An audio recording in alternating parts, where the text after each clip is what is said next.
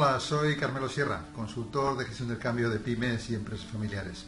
Bueno, hoy quiero hablar de uno de los aspectos que a muchas empresas familiares o familias empresariales les preocupan en un momento, que es cuando tienen que llevar a cabo lo que es un protocolo familiar, ¿no?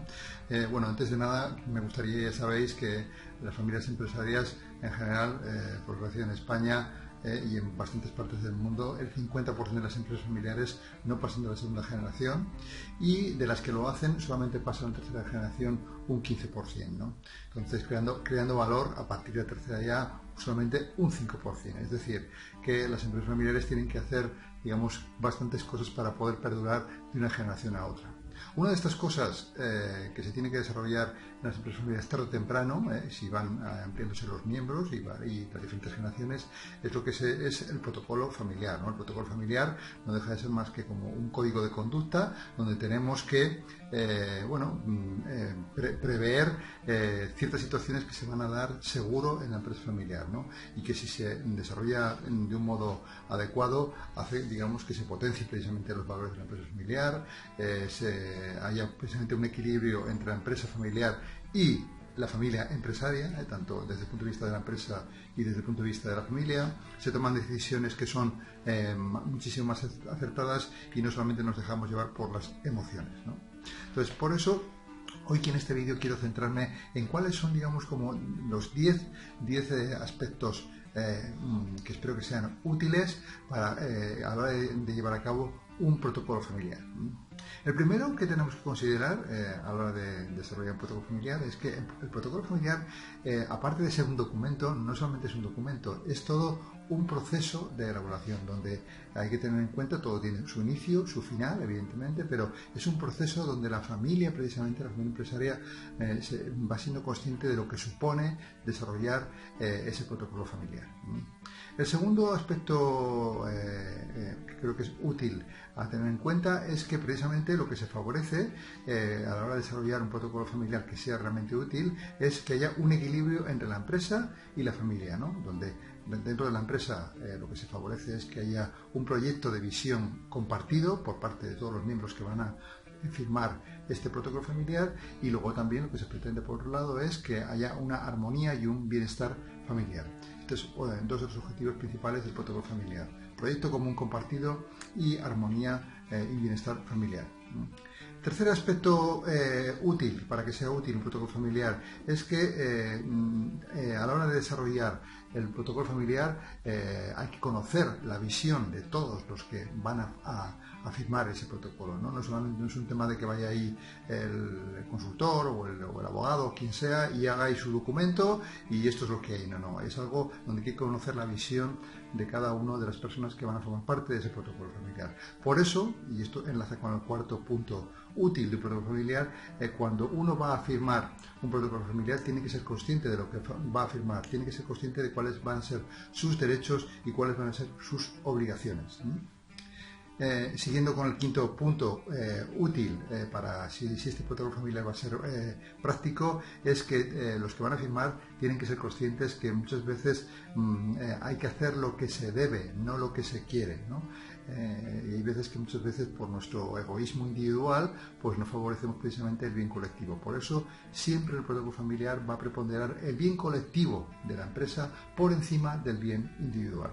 Eso hay que tenerlo siempre presente, y quien desarrolla este proceso tiene que tenerlo muy presente. Primero, el bien colectivo por encima del bien individual.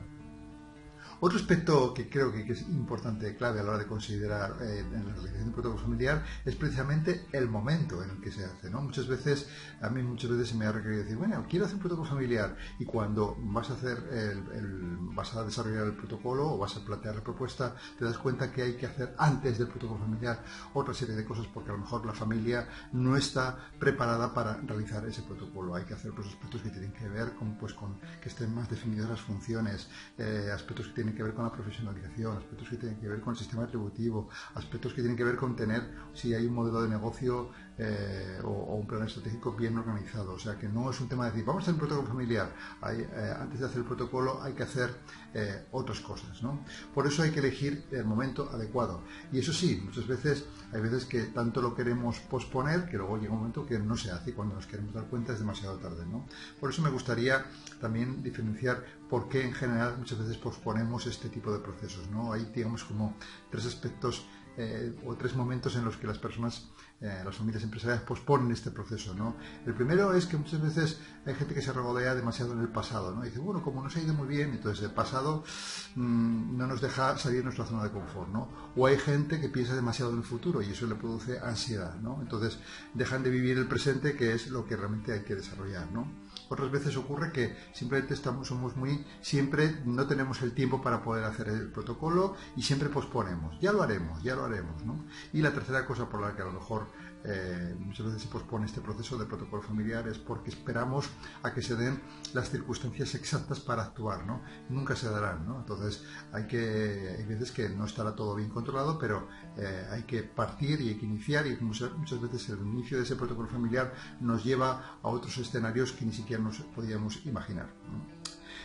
Otro aspecto a considerar que es importante a la hora de desarrollar el protocolo familiar es que evidentemente siempre va a haber excepciones a la hora de desarrollar el protocolo familiar, la elaboración, pero en estas excepciones, por supuesto, también incluso se va a tener que considerar ciertas penalizaciones si no se cumple lo que se ha pactado y firmado. O sea que excepciones sí, pero hay que tratar que la excepción no sea la norma, ¿no? Y que evidentemente puede haber, y hay que también describir ciertas penalizaciones que pueden, si no se cumple como se ha firmado el protocolo familiar. Siguiente aspecto clave, y que creo que es también muy útil a la hora de desarrollar el protocolo familiar, es que el protocolo tiene que ser coherente. ¿Tiene que ser coherente con qué? Precisamente con la estrategia de la empresa y con la estrategia de la familia, ¿no? O sea, si no hay una coherencia de lo que decimos en el protocolo con lo que después pasa en la empresa o en la familia, no tiene ningún sentido, ¿no? O sea, no tiene que ser algo teórico, ¿no? Siguiente aspecto clave, el penúltimo ya de estos 10 aspectos útiles a la hora de desarrollar el protocolo familiar, es que después muchas veces el protocolo familiar no deja de ser un contrato, ¿no? Pero tiene que ser algo también que tenga validez jurídica, ¿no? Y hay veces en los que después hay que instrumentar jurídicamente a ciertos apartados que se han desarrollado en el protocolo familiar, apartados principalmente que tienen que ver con la propiedad, con los órganos de gobierno y que seguramente habrá que llevarlos a los estatutos de la sociedad. Y evidentemente también tiene que ser coherente con el protocolo familiar, pues aspectos como tienen que ser los testamentos, capitulaciones matrimoniales, aspectos que tienen que ser coherentes con lo que se ha firmado en el protocolo. Lo que no puede ser es que en el protocolo ponga una cosa y que luego en los testamentos digamos prácticamente la contraria. De esa manera no vamos a favorecer la continuidad de la empresa familiar, ¿no? Y para acabar, el último punto que también tenemos que considerar es que el protocolo es un documento, pero es un documento que debe ser vivo, que debe ser dinámico, ¿no? Y que incluso hay que ponérselo por norma que cada 3, 4 años hacer una revisión del mismo para ver si todo lo que se dijo en su día tiene validez, y más en el mundo en el que estamos actualmente, donde todo cambia a una velocidad enorme, ¿no? Y que lo que hoy decimos a lo mejor dentro de 3 años ya se ha quedado obsoleto, ¿no? En cualquier caso, el desarrollo de un protocolo familiar es algo muy importante, que aquellas empresas familiares que han perdonado el tiempo lo han desarrollado, y tiene que ser de un modo que no sea ni excesivamente duro, evidentemente que nos oprima, que casi el cinturón, ni excesivamente flexible y tan ligero que nos podamos saltar las normas y nunca pase nada, ¿no? Por eso lo importante es que sea el equilibrio entre la dureza y la flexibilidad, ¿de acuerdo? Muy bien, pues espero que estos 10 consejos os hayan sido útiles para cuando tengáis que desarrollar en vuestras empresas familiares un protocolo familiar. Y bueno, ya sabéis dónde estoy, a vuestra disposición. Si os ha gustado el vídeo, no dudéis en compartirlo con quien creáis conveniente, a lo mejor otros miembros de otras empresas familiares, y espero que os haya gustado. Hasta el próximo vídeo. Muchas gracias.